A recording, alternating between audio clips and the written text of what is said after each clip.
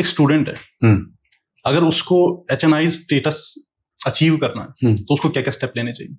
देखिए, स्टूडेंट तो है मगर वो क्या HNI फैमिली से ही है, ये भी एक सवाल है। अब दोनों चीजें देखते हैं। पहले देखते हैं कि अगर वो उस फैमिली से है तो क्या करना चाहिए, और जर्नली नहीं होते हैं तो वो कैसे HNI स्टेटस को अचीव कर सकता है? मैं पहले सवाल का जवाब दे देता हूँ ठीक आपको। है। अगर कोई HNI फैमिली से ही है और वो वहां से अपनी फैमिली को आगे लेके जाना चाहता है तो देखिए, काफी चीजें ना उसको लेगेसी में मिलती है। उसको तो उसके लिए तो आसान हो गया ना, वो तो ऑलरेडी है।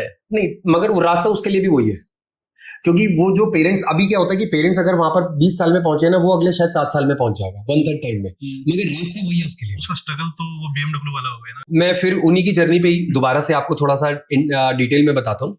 तो HNI क्या करता है बेसिकली कि अब अगर अपने बच्चे को ना वो अर्ली स्टेज से ही ना धीरे धीरे बाइट्स देने लगता है। मतलब HNIs क्या होते हैं, कैसे वो लोग कॉस्ट बेनिफिट एनालिसिस करते हैं, कैसे टारगेट सेट करते हैं, वो ना मतलब हर रोज के डिस्कशन में पता चला 2 मिनट कुछ बता दिया, 5 मिनट कुछ बता दिया, तो वो बहुत अर्ली स्टेज से ही उनको फीड करने लगते हैं। अब जैसे मैं ना इसमें आपको एक छोटा सा एक एग्जांपल देता हूँ, और मैं इसमें आपको कंपनी का नाम भी बताऊंगा तो आपको अच्छा लगेगा जान के।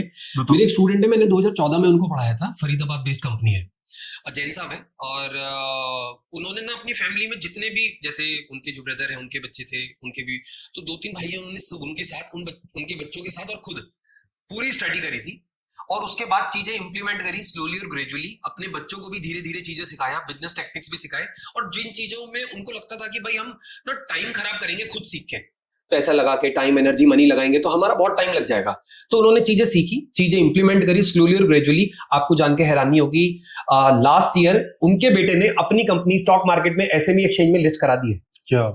कंपनी का नाम है नमो ई वेस्ट, ये भी मैं बता देता हूँ। तो 2014 में पढ़ाया था, इट्स अ वंडरफुल स्टोरी। तो अभी आपका जो सवाल था ना कि HNI वो बहुत समझदारी से चलते हैं, वो धीरे धीरे चीजें उनको फीड करते रहते हैं विद टाइम, और जब भी उनको फिर लगता है, वो अर्ली स्टेज से देखिए, अब उनको धीरे धीरे चीजें। अर्ली स्टेज मतलब कितनी अर्ली स्टेज? रोज का ही है उनका तो, एवरीडे। मुझे लगता है कि शायद घर में बात ही यही हो रही है ज्यादातर। अच्छा, वेल्थ क्रिएशन की बात। करेक्ट। हाँ, जैसे ही उन्होंने ग्रेजुएशन कंप्लीट करा उसके बाद उन्होंने ज्वाइन कर लिया था अपनी कंपनी, और फादर का भी सपोर्ट था धीरे धीरे, और उनका कितना बड़ा एक्सपीरियंस था, और उन्होंने शायद उसको हर जगह लड़खड़ाने से बचाते रहे, और आज की डेट में अब देखिए ना, उन्होंने अपनी कंपनी भी लिस्ट कर दी। ये है। ठीक है, अब दूसरे एंगल पे आते हैं कि एक स्टूडेंट है जी जो HNI फैमिली से नहीं बिलोंग करता, अगर उसको HNI स्टेटस अचीव करना है तो वो कैसे कर सकता है?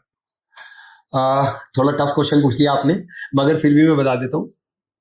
देखिए, उसकी बहुत ही ज्यादा टफ जर्नी रहने वाली है।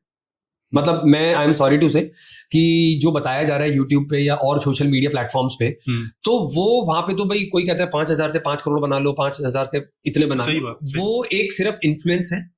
मगर मेरे हिसाब से उस बंदे की बहुत टफ जर्नी रहने वाली है, मगर किसी को तो स्टार्ट करना पड़ेगा ना लाइफ में। फिर भी पहला जो स्टेप होगा वो क्या होगा उसके लिए?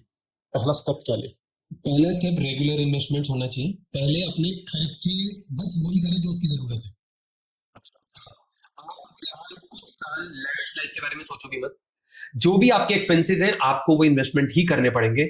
इन्वेस्टमेंट करने के बाद फिर जो बचेगा, जैसे वॉरेन बफे भी यही कहते हैं, उसको आप मिनिमम खर्चे में आप खर्चा करो उससे, और फिर स्लोली एंड ग्रेजुअली आप जो आपके टारगेट्स हैं वो आप अचीव कर सकते हैं। बट ये ओवरनाइट नहीं होगा, this will not happen one day. एक दिन में नहीं होगा, मगर एक दिन जरूर होगा। एक दिन में नहीं होगा, एक दिन जरूर होगा। करेक्ट। तो मतलब उसको अपने खर्चों पे कंट्रोल करना है, माइंडसेट पे आपको बहुत ज्यादा कंट्रोल करना पड़ेगा। खर्चे से पहले माइंडसेट। आपको कोई भी ऐसा एक्सपेंस नहीं करना जो डिस्पोजेबल है ना, जिसमें मतलब डेप्रिसिएशन बहुत ज्यादा है, वो सोचो भी मत आपको करना है। आपको हो सकता है कुछ टाइम बस से जाना पड़े तो जाना पड़ेगा, मेट्रो से जाना पड़े तो जाना पड़ेगा, वो इसकी रिक्वायरमेंट है अगर आपको सच में ही वहां तक जाना है। एक आपने बताया कि उसको स्टार्टिंग से ही मतलब अर्ली स्टेज से इन्वेस्टमेंट करना चालू करना पड़ेगा। किस चीज में इन्वेस्टमेंट करें? पहली इन्वेस्टमेंट कहाँ करें? देखिए, मैं आपको ना 4 एसेट क्लासेस बता देता हूँ जो ज्यादातर कॉमन है। जो सबसे पहले है FD, उसकी कोई रिटर्न नहीं है, वो तो इन्फ्लेशन से भी कम है। दूसरा हैगा गोल्ड। गोल्ड के साथ आप देखिए 2 तरीके से इन्वेस्टमेंट होता है, एक तो फिजिकल फॉर्म में भी होता है और एक डीमैट फॉर्म में भी होता है। तो डीमैट फॉर्म में तो करें, मगर उसका ना ज्यादा एडवांटेज नहीं होता, गोल्ड का भी नहीं होता। कारण ये है कि गोल्ड में ना एक एडवांटेज, अगर प्राइस ऊपर गया तो मगर गोल्ड के सामने ना आपको अलग इनकम, गोल्ड से अलग तरीके की इनकम नहीं होती, जैसे डिविडेंड, बोनस, इंटरेस्ट इनकम, ये सब चीजें नहीं होंगी। बस गोल्ड का प्राइस बढ़ रहा है तो इनकम हो रही है। इस टाइप की इनकम तो हो सकती है आपको, मगर फिर आपको उसको बेचना पड़ेगा। सही बात है। अब रही बात प्रॉपर्टी की, properties are ultra expensive nowadays. अब एक मिडिल क्लास है की बात अगर आप कर रहे हैं, वो अपने लिए एक अच्छा घर खरीद ले, मुझे लगता है अभी वही एक सबसे पहला उसका काम होना चाहिए। अब वो इन्वेस्टमेंट करके वेल्थ बनाए प्रॉपर्टी से, अभी फिलहाल मुझे नहीं लगता वो हो सकता है। अब लास्ट क्या बचा, इक्विटी मार्केट। इसमें बहुत कम पैसे की जरूरत है, मगर अगर आपने सच में एक स्टॉक ना खरीद के एक बिजनेस खरीदा है, सोच समझ के खरीदा है, और लगता है कि ये बड़ा हो जाएगा, तो मुझे लगता है कि फिर आप कम पैसों से एक बड़ा अचीवमेंट कर सकते हैं। तो I strongly recommend to start with equity market. और मैं एक चीज स्पेशली बोलना चाहूंगा सभी लोगों को, आप अपना पोर्टफोलियो बनाइए और इक्विटी पोर्टफोलियो का इंश्योरेंस जरूर करिए।